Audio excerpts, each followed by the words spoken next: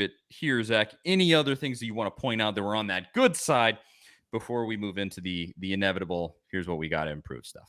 Yeah, well, I think Austin's comment there about winning an ugly game is something really important because if there's people out there that doubt Josh Heupel, and there's not many Tennessee fans, I don't think right now that are doubting him, but other fan bases, to some extent, some media, I feel like still does it to some extent as well.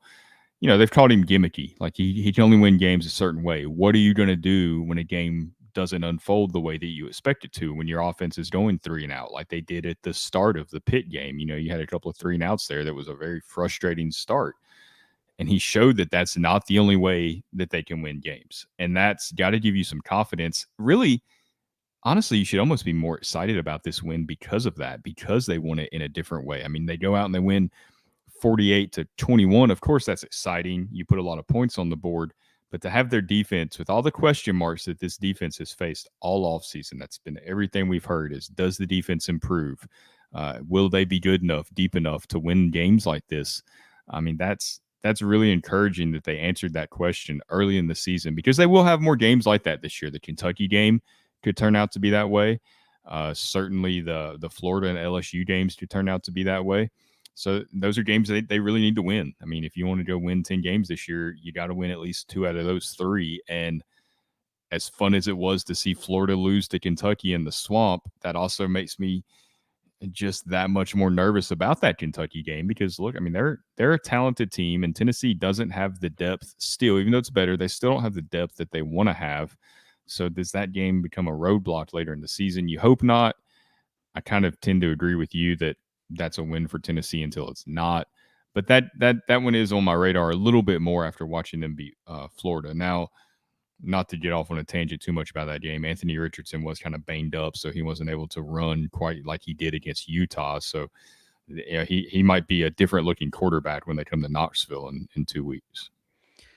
If you can get the pressure against Richardson in a similar way to what you did against Pittsburgh, now it's going to be a completely different style play because Richardson can run. Neither of the dudes for Pittsburgh ran really at all.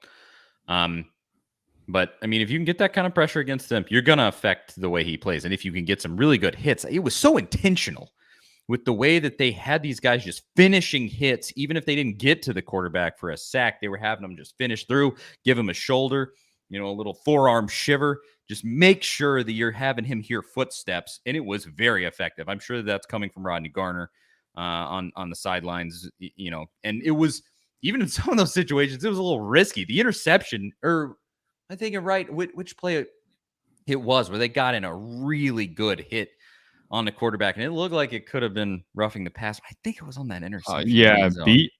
Beasley hit Slovis on that play.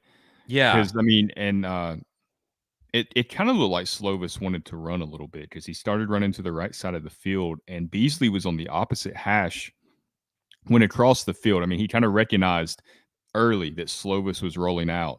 So he runs from the opposite hash to make that play. He hits him just as he's letting go of the ball. Definitely had to affect the throw. It's a little bit high.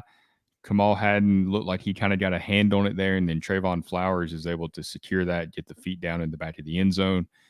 Pittsburgh could have went up 17-0 there, maybe, or 13-0, however they score points there. And that's a game-changing play. I mean, that changed the momentum. It prevented Tennessee from going down 3 scores. I mean, that could have been disastrous all the way around. And it was a total team effort to make that play happen between Beasley, Hadden, the defensive line kind of generating that pressure to begin with to flush him out of the pocket. And then Flowers making a really impressive catch and getting his feet down when really he wasn't in position to make that play. I mean, he was just reacting. So to react in that moment, it just kind of shows you the work they put in. And that's another play that I don't know if it's made in previous years. And I mean, just speaking of Beasley, dude has looked really good. He has, and he's going to be key. He's going to be key in the Florida game because if Richardson's healthy, you're going to have to spy him to some extent. And Pat Narduzzi claimed that Jeremy Banks was spying Pittsburgh's quarterbacks, which I don't know how true that necessarily was because, like you said, they didn't really run a whole lot. The backup quarterback was not a threat to run, really. So I don't know if Banks was really spying him, if Narduzzi thought maybe he saw something else. But they definitely will need to game plan for that against Florida, and I think Beasley could be key to that. I don't know if that's how they maybe they use Banks. I don't know which one they use. I would think Beasley, partially because he's done a really good job of hitting the quarterback and not drawing a penalty. Like he's done really Yep. well about not hitting them late. He's pulled up a couple of times when it could have been a close call. And Jeremy Banks has played much better, much more disciplined. I mean, you can really tell the way he's been coached. Another encouraging sign for the staff that you're Mm-hmm. not seeing the same mistakes over and over and over like you did during the Pruitt years, specifically with Banks. And you've really seen Banks evolve from last year. You're getting all these personal fouls and unnecessary roughness, and he's dialed it down while still playing aggressive. But I don't know if you want to risk that with Richardson there. But on the flip side, he's not that great in coverage, so you kind of got to pick your poison there, I guess. You got a tune-up game here. Akron was horrendous last year. They look horrendous now. I think Michigan State beat them like 52-0 over the weekend. Should be a total blowout. They went to overtime with an NAIA school a St. couple of weeks Francis or ago. something, yeah. Yeah. So this should be a beat down. It will be, but it's also a very important game because of something Josh Heupel mentioned earlier today. Akron's quarterback, he runs. He's a running quarterback. Watch out. Didn't have a. I don't think it's anything to worry about, but I think it's going to help prepare Tennessee for Anthony Richardson in 2 weeks. Yeah. And that's massive because it's really hard to practice against a running quarterback because a lot of what they do is not necessarily designed runs. I mean, those can get you obviously, and they probably will. They'll hit on a few of those, but it's those off schedule plays where your secondary's done a really good job. They've got great coverage down the field. The pockets collapse, and all of a sudden your quarterback's got 20 yards of green grass in front of him, and all he's got to do is beat a defender or a linebacker one on one, make him miss, and you've got a really frustrating 20, 25 yard pickup by a quarterback that just kind of breaks the spirit of the defense. Hard to practice against that. Akron, they're going to be able to get some reps in with some of those types of runs. Nothing that I think is going to give Tennessee any major issues because they're going to be so much better, so much more talented. But it'll really give them some important practice reps, I think. Basically, I mean, you don't want to call it game practice, but it kind of is. And it's the perfect tune-up game for Florida. I mean, to face a mobile quarterback right before you go face a team that's going to be their biggest threat, I mean, that's huge, massive for Tennessee, I think. I don't think we can understate how important that is. And let's just talk about it in general. The stars are aligning for this Florida game, boy. It's almost eerie. So, I mean, it's on the same date as the last time you beat Florida. Supposedly going to be wearing the smoky gray uniforms. At least I've seen the effort on Twitter to do the checkering of Nealon thing. Yeah. Which was also the last game. Tennessee will be ranked ahead of Florida in the standings, barring they don't lose to freaking Akron, which I highly doubt will happen. That was the 2016 Tennessee ranked ahead of Florida. Florida was using a backup quarterback in that game. What was the kid's name? Appleby. Am I making that up? That sounds right. Maybe you just have Applebee's on the mind. I know you like to Maybe. do some fine dining, so That just yeah. sorry. That is my favorite fine dining establishment. But so just eerily similar. Now you won't be facing ostensibly you won't be facing a backup quarterback unless something happens to Anthony Richardson.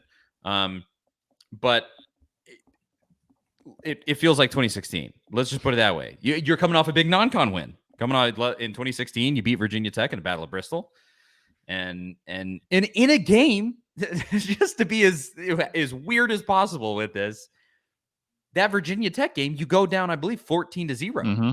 In that one, they played very sloppy, easy win early. That's weird, man. So much similar.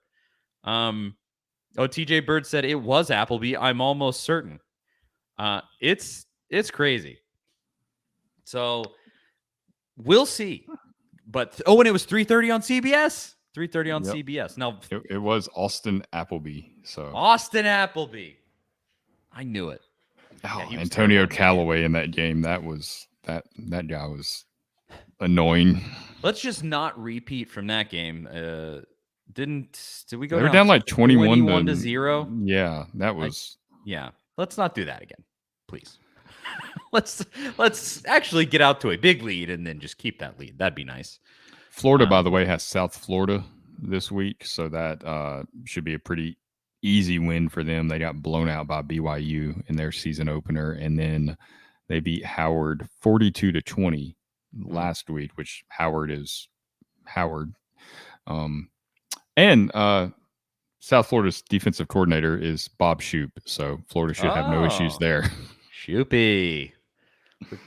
That's fascinating, actually. That's sad for him that he's kind of fallen that far, but Butch Jones literally ruined that guy's career. He yep. was had such a good reputation before he left. What was it? Was he at Penn State? Is that where he was Yep. at before? Yeah.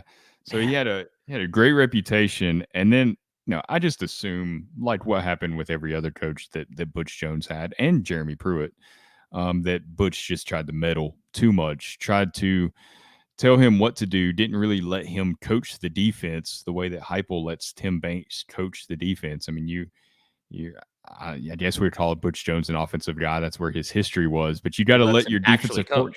yeah, you got to let your defensive coordinator kind of be like the head coach of the defense if you're an offensive minded head coach. So yeah, hate that for Bob Shoop and and I really enjoyed Bob Shoop too, because he was a great interview, a fantastic interview. I always like talking to him. He was a good, generally speaking, a lot of those guys can be just like narcissistic pricks. Most of the time, I didn't really get that vibe off him. And I like the way that totally changed TJ's opinion of the South Florida game, knowing that Bob Shoop is the defensive coordinator. Yeah, because he said the other thing is we have a pretty easy team to look over, but Florida has to play USF, who isn't nearly as bad as Akron, so they may get upset and look ahead. And then he said, "Oh, Shoop is DC. Never mind." I mean, look, we don't know I don't a lot think about Shoop was a bad DC, but we don't know a lot about Florida. I mean, they beat Utah. How good's Utah? I mean, I think they're probably pretty decent, but I don't think they're the playoff contender that many made them out to be. You lose to Kentucky. Who is this Florida team? We really don't know yet. So maybe we learn a little bit from this South Florida game. Maybe they just win 30-14 or 24-14 or something. Maybe it's a close game. I think we'll know a little more about them after this week. I've had my qualms with Josh Heupel and his late game and late half management. Napier too, man. The end of that Kentucky game, just and even the end of the Utah game too, doesn't seem like that's really his strength. So that could end up being a factor. You get a close game with a guy in his fourth game in the SEC, and Heupel just has more experience, can handle it better. I guess we'll see. But Heupel had experience in the SEC before coming to Tennessee from when he was at Missouri, and Napier has that too. So you got to think he would understand these situations a little better than he does. Maybe he's not the head coach Florida thinks he is. I don't. Again, we've still got a lot to learn about him. We said preseason there was signs of Butch Jonesdom from Napier. He's real cheesy and just like I don't know. Hopefully he's not as bad of an actual person as Butch Jones is.